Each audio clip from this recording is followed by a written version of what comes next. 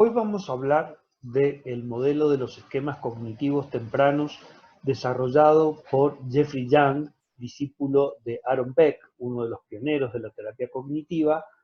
durante la década del 80 y la década del 90.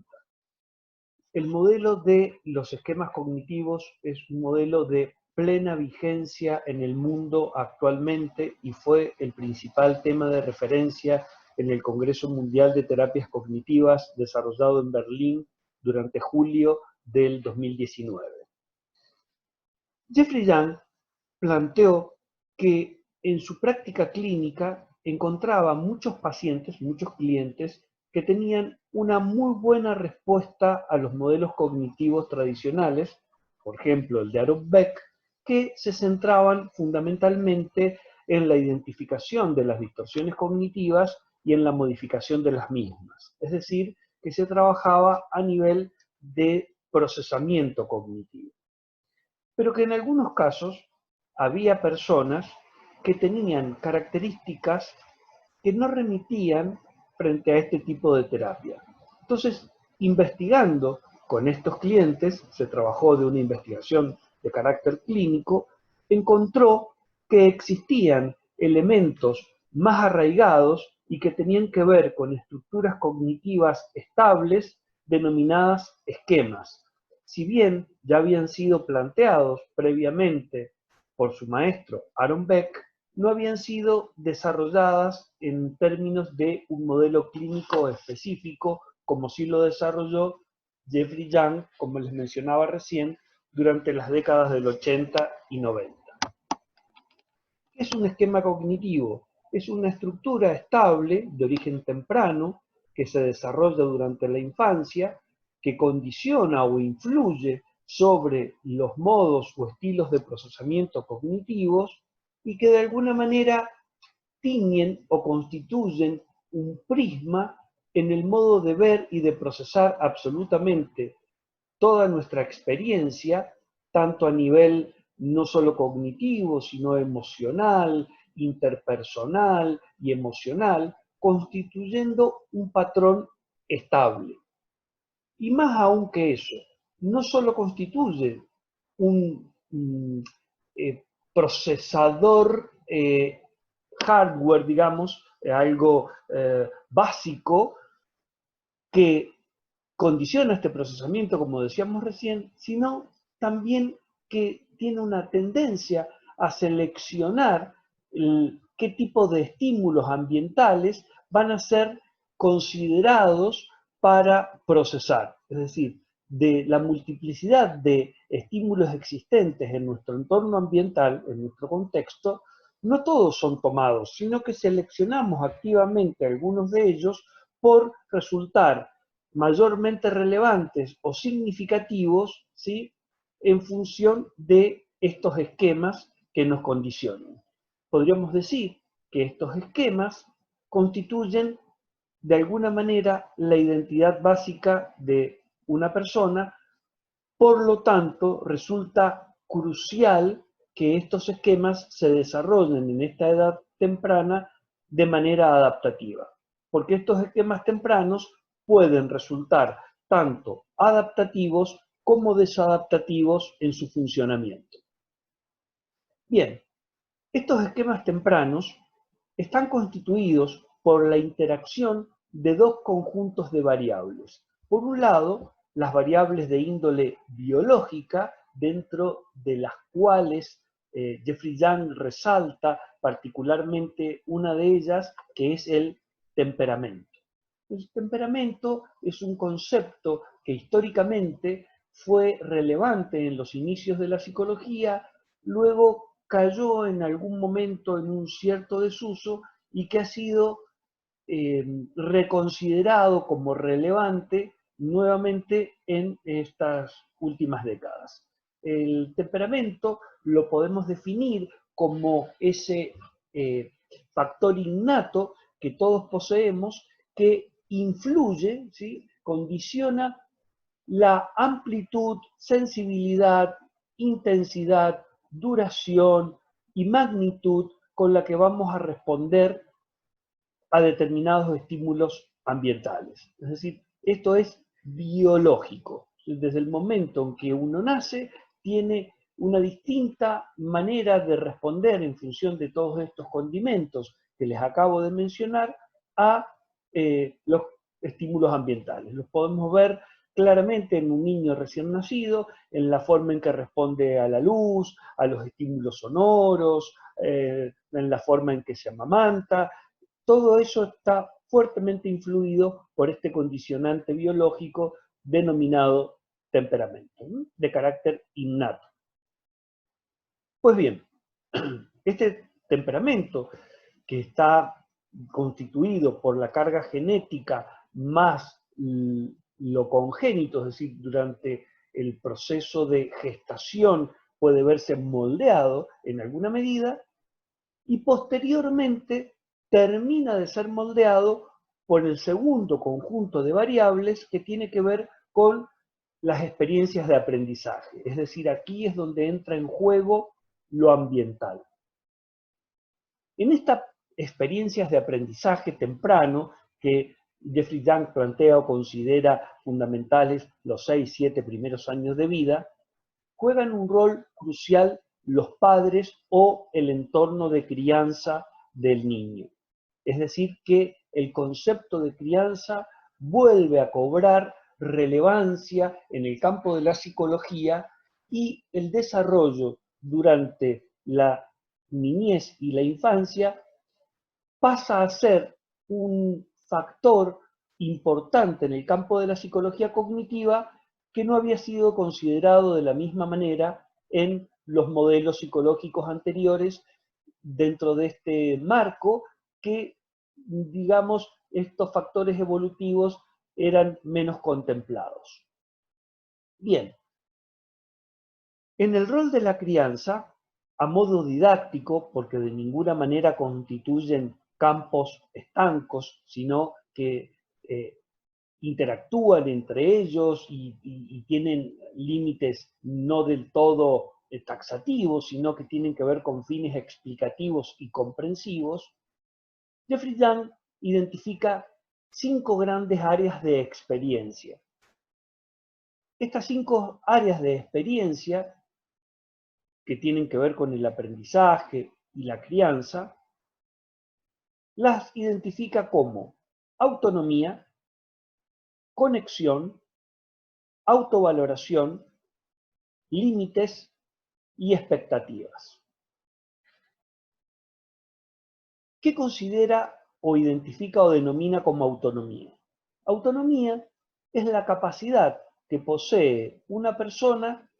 para desenvolverse en el mundo siendo capaz de resolver sus problemas de manera independiente. Tiene que ver con una capacidad de afrontamiento activa, de resolución de problemas en forma independiente. Entonces, Jeffrey Young encontró que las personas que de adultos tenían dificultades para desarrollar, para desenvolverse de manera autónoma, rastreando a través de la terapia y de las entrevistas, encontró que habían tenido en su crianza, en estos vínculos tempranos, cercanos, dificultades para adquirir estas habilidades o que hubo experiencias que entorpecieron el desarrollo de la misma. Por ejemplo, padres sobreprotectores en estos primeros años de crianza pueden limitar el desarrollo de la capacidad autónoma o independiente de un niño de resolver problemas. Del mismo modo que el extremo opuesto, la falta de guía o acompañamiento, puede implicar también que estos niños de adultos presenten dificultades diferentes, pero también un funcionamiento desadaptativo en cuanto a su autonomía. Terminen adoptando el otro extremo, que sería un comportamiento, digamos, excesivamente arriesgado, temerario, sin medir los riesgos de las situaciones a las que se enfrentan. Generalmente, en los casos de la sobreprotección, que solemos verlo quizás en nuestra cultura con un poco de mayor frecuencia, está asociado a cierto tipo de trastornos clínicos denominados como trastornos de ansiedad, fobias, hipocondrías, trastornos obsesivos, trastornos de pánico, suelen verse en personas que han tenido en su infancia dificultades para resolver este área de la autonomía. La segunda área, que es la que él denomina conexión, tiene que ver con cómo aprende el niño a conectarse o vincularse emocionalmente con sus figuras de apego. En este caso, un buen vínculo afectivo temprano, un apego seguro. Aquí es muy importante la influencia de modelos como el de John Bowlby y su teoría del apego en los trabajos que desarrolla Jeffrey Young, digamos, toma muchos aportes de este autor. Entonces, un apego seguro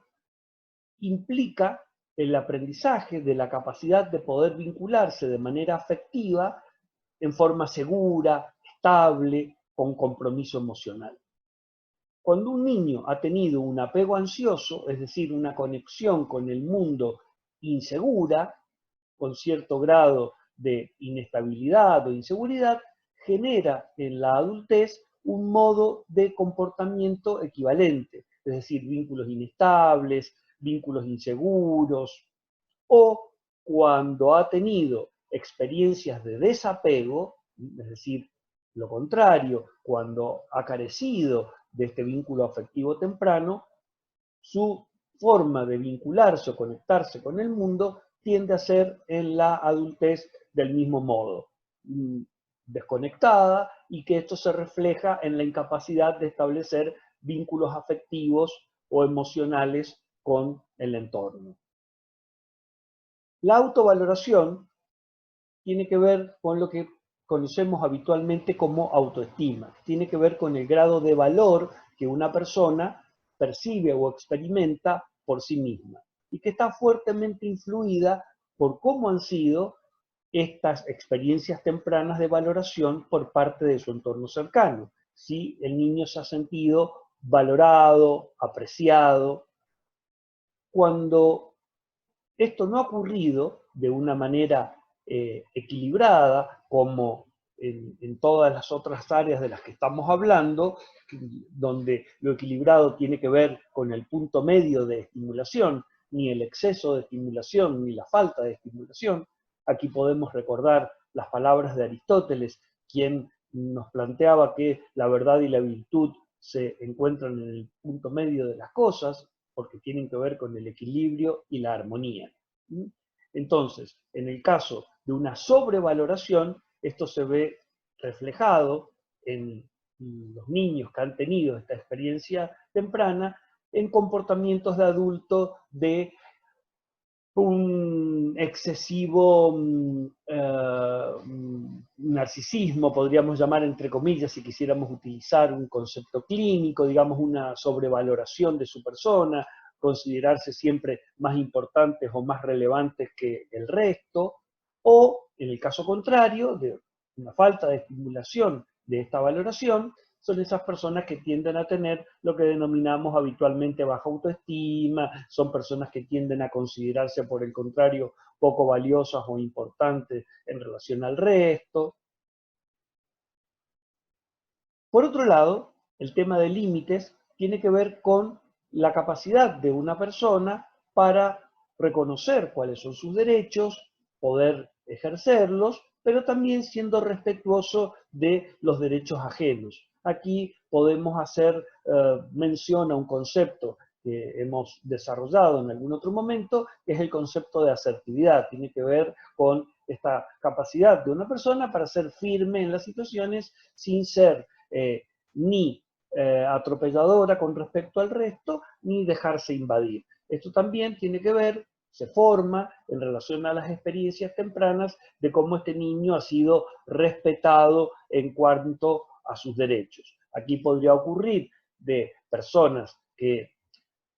no han sido respetadas en sus derechos, es decir, que han sufrido experiencias de tipo abusivas y que de alguna manera se reflejan en la adultez en actitudes de sometimiento o de esa naturaleza. Por el contrario, hay personas que han sido muy sobreexigidas en sus límites y entonces tienden a tener esos comportamientos rígidos, constreñidos. Finalmente, podemos hablar de las expectativas a las que podemos definir como el tipo de metas, o vemos reflejadas en las metas que una persona se fija, qué es lo que espera de sí misma. Estas metas podemos decir que son adaptativas cuando se trata de metas realistas, cuando son metas que están acordes a las capacidades de esa persona. Por el contrario, podemos decir que este área de tareas se ha desarrollado de manera desadaptativa cuando las personas tienden a tener o expectativas inalcanzables, que están muy por encima de sus posibilidades en función de sus habilidades o recursos, o metas demasiado bajas que perfectamente podrían ser capaces de lograr más que lo que se proponen, pero que no se atreven o no se animan porque tienen muy bajas expectativas que se ven reflejadas en objetivos demasiado, que podríamos denominar pobres. Estas tareas no llevan necesariamente el orden en que yo las he mencionado, sino que se van desarrollando todas de manera o en forma simultánea. Y en sucesivos ediciones o trabajos o investigaciones sobre esta temática, ha ido identificando diferentes tipos de tareas dentro de cada una de estas 5 áreas. Por lo tanto, podemos encontrar varias o numerosas tareas dentro de cada una de ellas. Para poder identificarlas, Jeffrey Young ha desarrollado un instrumento, que es un cuestionario que permite identificar cuáles son las áreas que una persona puede haber desarrollado desadaptativamente de estas que acabamos de mencionar por algunas de las experiencias parecidas, similares o equivalentes a las que hemos ido planteando. Recuerden que estas experiencias se moldean en interacción no solo con lo que la persona vive durante estos años, sino de alguna manera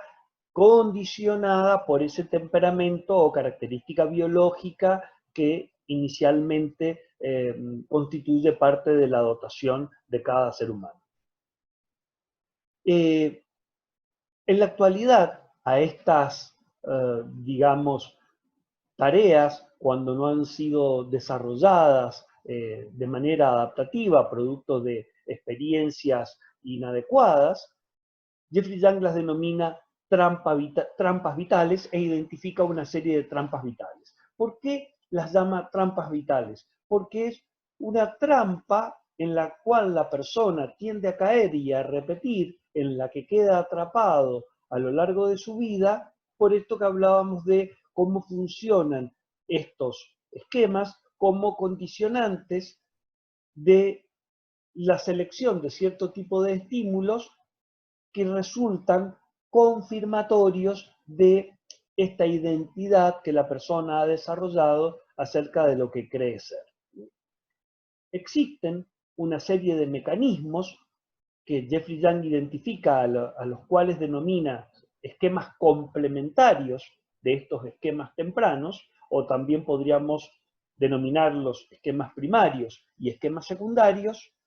dentro de los cuales identifica como complementarios a los esquemas de mantenimiento, los esquemas de evitación y los esquemas compensatorios. Los esquemas de mantenimiento justamente tienen que ver con esto que mencionábamos de la tendencia a seleccionar de la multiplicidad de estímulos existentes en nuestro entorno aquellos confirmatorios de lo que creemos ser, es decir, de esta identidad contenida en nuestros esquemas primarios o tempranos. Es decir, que si nosotros tenemos esquemas tempranos adaptativos, tenderemos a buscar experiencias que confirmen situaciones de carácter adaptativo, saludable y que hacen a nuestra vida funcional. Por el contrario, cuando hemos desarrollado esquemas tempranos desadaptativos, en cualquiera o en más de una de estas áreas que hemos mencionado, tenderemos a seleccionar estímulos que nos lleven a repetir todas aquellas situaciones confirmatorias de nuestra identidad contenida en estos esquemas tempranos o primarios. Por ejemplo, si he desarrollado esquemas tempranos de sometimiento, tenderé a seleccionar dentro del entorno personas que tiendan a tener un comportamiento conmigo de carácter sometedor que confirman mi identidad de sometido. Si he desarrollado esquemas tempranos de sobrevaloración, tenderé a buscar o a vincularme con aquellas personas que tiendan a tener un comportamiento o actitud adulatoria hacia mi persona y no con aquellos que puedan tener algún tipo de observación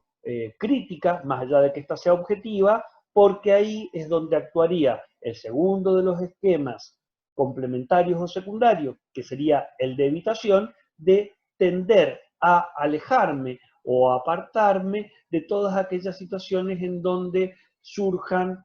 estímulos que tiendan a disconfirmar o poner en cuestionamiento mis creencias arraigadas acerca de quién creo ser o considero ser. Y finalmente, los esquemas complementarios de compensación se refieren a aquella búsqueda de ciertos mecanismos que permitan compensar el funcionamiento deficitario de alguna de las características de los esquemas tempranos. Estos esquemas compensatorios muchas veces funcionan de una manera mayormente adaptativa y en otros casos no tanto. Por ejemplo, una persona con un esquema temprano de incapacidad, inqueribilidad, de evaluación personal, puede intentar compensar esto a través de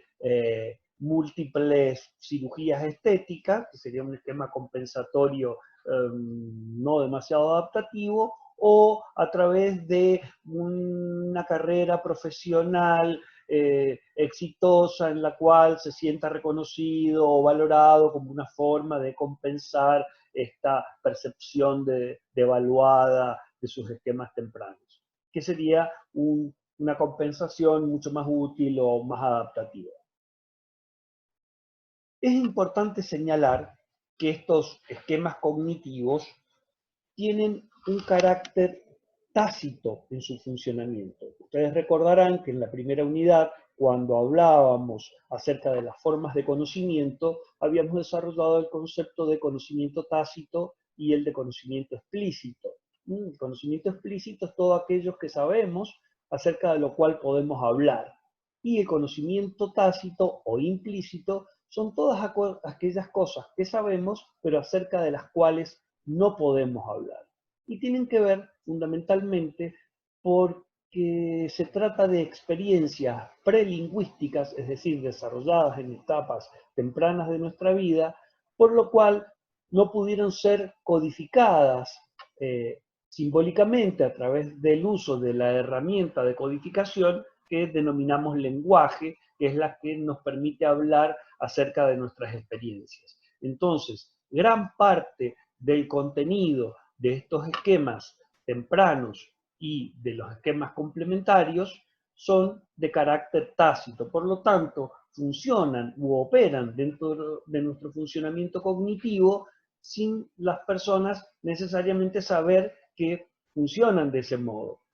Esto es identificable a través no solo de la herramienta que les mencionaba desarrollada por Jeffrey Young, sino a través de las entrevistas y a través del trabajo terapéutico, y es susceptible de ser modificado si se trabaja adecuadamente. Para eso, Jeffrey Young aporta un modelo clínico de carácter integrativo donde incluye muchas técnicas dentro de las cuales podemos reconocer a las técnicas cognitivas tradicionales aportadas, por ejemplo, por Aaron Beck, por Albert Ellis, como también algunas otras técnicas que permiten operar más a nivel tácito como por ejemplo pueden ser las técnicas gestálticas que nos permiten intervenir de manera más efectiva en el plano emocional, o algunas técnicas que permitan ampliar el campo de conciencia de la persona. Este modelo, como les comentaba, resulta sumamente relevante en el campo actual, es un modelo más amplio y más integrativo dentro de las psicologías cognitivas, ya que incluye a los modelos tradicionales como así también aportes de otros enfoques. En el campo clínico, este modelo implica terapias ya no tan breves como las conocidas tradicionalmente, sino terapias de mediano y en algunos casos largo plazo. Muchos de estos, digamos, esquemas desadaptativos tempranos o identidades disfuncionales en los modelos psicopatológicos pueden ser asociados a cierto tipo de trastornos de personalidad, lo cual implica una tarea de mayor duración en el tiempo.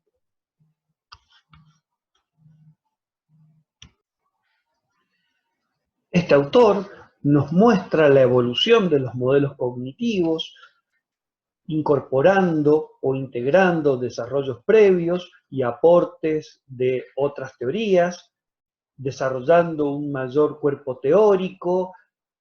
integrando la posibilidad de otras intervenciones de tipo clínico, y nos muestra también la integración de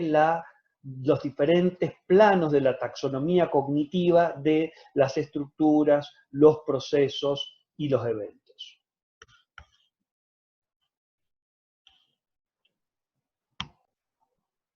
Incorpora también la importancia de las experiencias infantiles y también la posibilidad de ver que no todas las terapias cognitivas breves resultan adecuadas en todos los casos. Quizás en un gran número de ellas sí, pero en algunos otros necesita de otros modos de abordaje como en los que propone este autor.